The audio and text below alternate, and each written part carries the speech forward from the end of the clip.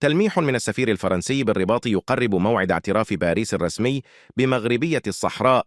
جدد كريستوف لوكورتيه السفير الفرنسي بالرباط تأكيده على دعم فرنسا لمخطط الحكم الذاتي المغربي خلاله موروره بإذاعة راديو 2M، حيث قال: نحن جزء من ديناميكيات المغرب، وهذا ما يؤكد على أننا سنكون حليفا دائما ووفيا لما يقوم به المغرب ويسعى إليه.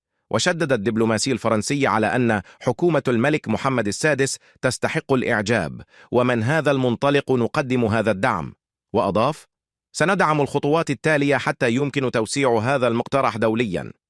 وفيما يتعلق بزلزال الحوز والتغطية الإعلامية الفرنسية المثيرة للجدل للكارثة، اعترف لوكورتيه بأنه يشعر بالخجل مما شاهده على التلفزيون الفرنسي، وأردف قائلا: لقد وجدت أن العلاقة بين فرنسا والمغرب لا تستحق مثلا هذا.